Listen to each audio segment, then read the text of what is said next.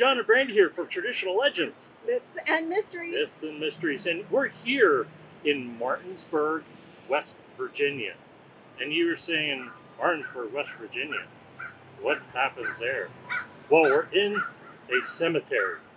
And what is the importance with the cemetery across the street, Brandy? Well, across the street in St. Joseph's Catholic Cemetery, there have been reports of a woman in black.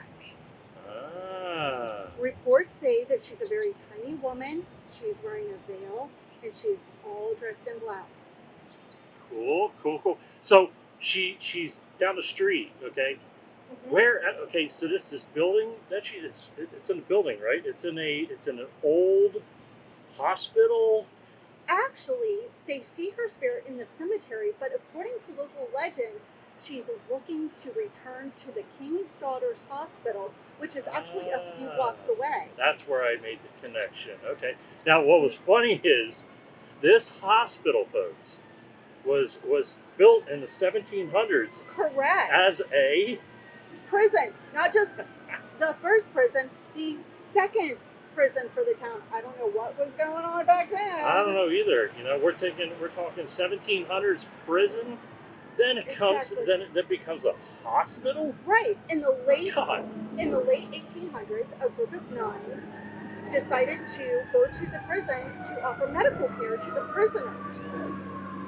And as you can probably hear, someone's off to offer medical care right now. Right? Oh my God. So, it's a prison, then it becomes a hospital, then it becomes get this, folks, an apartment. So you got a prison, a hospital, and an apartment. The three, the dynamic trio of hauntedness. Exactly. Now here's the thing. The ghost isn't just here in this area. The hospital's also haunted. People have reported that a little girl is seen a few blocks away, clearly distressed. She's maybe 8 years old and she's very upset. And when a Good Samaritan stops to offer her assistance, she begs them, please take me to the hospital where my mommy is. Please take me to the hospital where my mommy is. They take her to the King's Daughters Hospital. As soon as they pull up, the little girl jumps out. A nurse opens the door. The nurse is dressed in period clothing. Wow. The little girl goes in. Then the Good Samaritan drives back by, and it's clearly abandoned. Wow. On top of that... Now, on top of this, get this. This is the good one, as if any of them were the bad one. Right.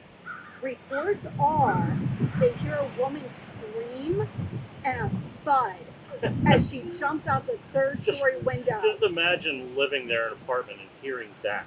Exactly. That is insane. And then there's been a couple reports that people have actually seen a woman in a black and red cape, like a nurse's cape, literally jump out the window and splat right onto the ground. Well, there you have it, folks.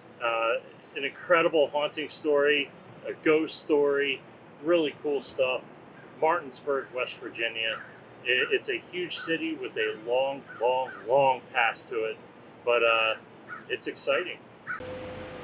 Back in the 1800s, newspapers across the country were reporting fashion tips, and that fashion tip was black was the color for the fashionable woman, not just for mourning, but for the clearly classy woman.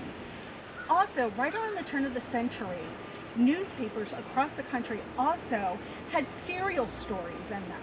And one of the most popular stories was The Woman in Black.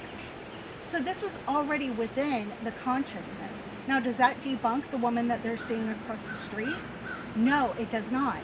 Because the woman in black has been reported all over the world. And traditionally, she only appears to men who have been